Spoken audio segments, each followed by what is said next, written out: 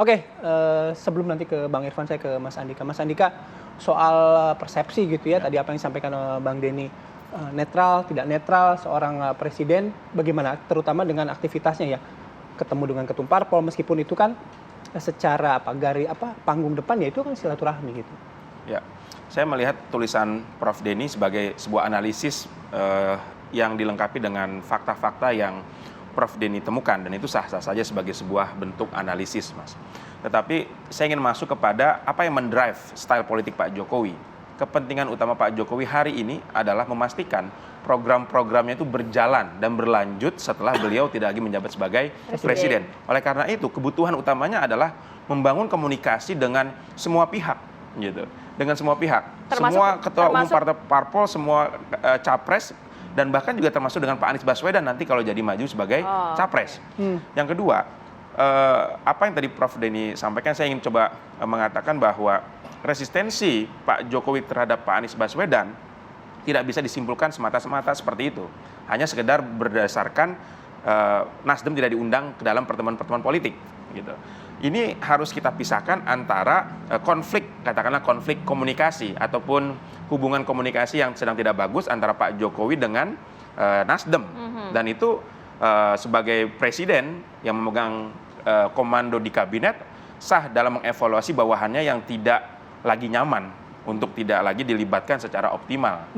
Nah, namun itu tidak bisa dijadikan dasar untuk mengatakan bahwa Pak Jokowi sebagai presiden ya ingin menjegal bahkan ya atau resistensi terhadap Pak Anies gitu ya. Saya lihat belum sampai ke situ bab resistensinya, tapi lebih kepada Pak Jokowi hari ini resistensi terhadap Nasdem gitu ya. Mungkin Pak Prof. Denny memiliki analisis seperti itu karena punya fakta-fakta yang lain, panggung belakangnya gitu ya, yang publik tidak mengetahui itu. Tapi Mas Andika, berarti ini stylenya Pak Jokowi, bukan dalam arti Pak Jokowi dianggap tidak netral dalam Pilpres 2024 ini? Saya pikir netral tidak netral itu dalam pendekatan konstitusi setuju dengan pendekatan Prof. Denny, tetapi netral tidak netral dalam preferensi politik itu tidak bisa dihindarkan. Siapapun punya preferensi sebagai individu gitu ya. Apalagi sebagai presiden yang hari ini beliau mungkin ingin memastikan program saya harus berlanjut nih bagaimanapun caranya. Sehingga saya harus komunikasi dengan semua pihak gitu. Ketika ada publik mengatakan itu tidak netral, itu bagian dari tafsir publik yang tidak bisa disalahkan juga.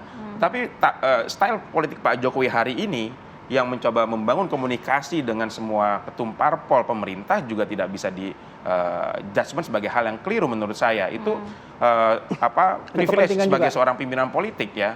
Dan kalau kita lihat ya, posisi Pak Jokowi hari ini tidak seistimewa posisi Pak SBY ketika beliau menjabat sebagai presiden. Pak SBY sebagai ketum parpol masih punya Partai Demokrat untuk bisa mengawal program-programnya setelah tidak lagi menjabat.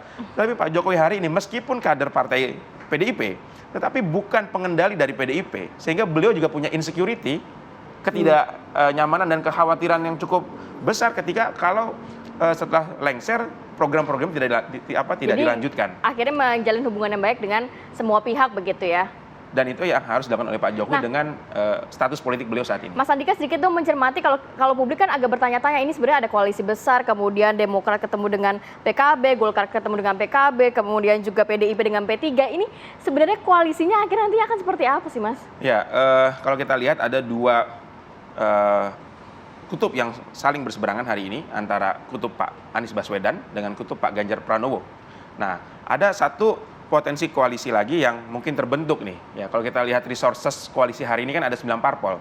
3 parpol sudah ke Pak Anies, kemudian 2 parpol sudah ke Pak Ganjar. Tinggal 4-nya mau kemana nih? 4-nya apakah mau pecah jadi 2 ya, atau bisa bergabung menjadi 1? Kalau saya melihat situasi hari ini, kemungkinan besar 4 parpol ini bergabung menjadi 1, atau 3 parpol ini bergabung menjadi 1. Kalau tidak PAN ke PDIP, ke Pak Ganjar, Golkar, PKB dan Gerindra bisa menjadi satu koalisi besar.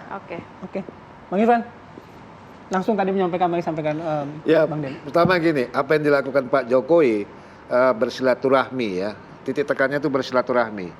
Ya, itu juga pernah dilakukan oleh presiden sebelumnya. Kan tidak ada yang salah dengan melakukan bersilaturahmi. Karena begini, salah satu kekuatan pilar demokrasi kita adalah partai politik. Makanya perlu diajak ngobrol ini ketua-ketua umum partai politik. Ya. Ngobrol apa saja? Ya tadi pembangunan, ekonomi, stabilitas, keamanan, politik dan lainnya. Nah, kita ini lagi menjelang menghadapi pemilu. Tentu pesertanya pemilu itu kan adalah partai politik. Benar nggak? Betul. Dan itu diatur dalam konstitusi. Ya, diajak ngobrol, diskusi gimana biar ke depan itu ya partai politik itu dengan visi pembangunannya bisa sama, ya kan? Orientasinya bisa melanjutkan apa yang sudah dilakukan hari ini. Itu sah-sah saja gitu. Jadi kalau diinterpretasikan dengan dimensi politik, ya silahkan. Tapi jangan terlalu juga berhalusinasi terlalu tinggi. Bahaya juga nanti dibilang hoax juga kan bahaya gitu. Makanya saya menghimbau kita tunggu sajalah apa yang penasaran spekulasi yang muncul di publik ini, ya kan. Silaturahmi itu boleh, silahkan aja kok. Partai A dengan partai B, partai A dengan partai C, nggak apa-apa membangun komunikasi itu. Itu kan nanti itu bisa melihat, oh pasti setiap partai politik itu punya kepentingan, masing-masing, punya cara, punya strategi, bagaimana dia kan ingin menang semua di partai politik ini. Saya di P3 ingin juga menjemput kemenangan nih. Angka 17 itu satu tujuan, menjemput kemenangan. Oke. Bang Denny terakhir Bang, singkat saja Bang. Terima kasih. Jadi kalau kita bicara Pilpres, saya ulangi ya, yang tercederai dengan langkah-langkah tidak netralnya Presiden Jokowi itu adalah prinsip pemilu yang jujur dan adil. Mengapa saya mengatakan begitu? Betul, saya punya fakta, saya punya informasi.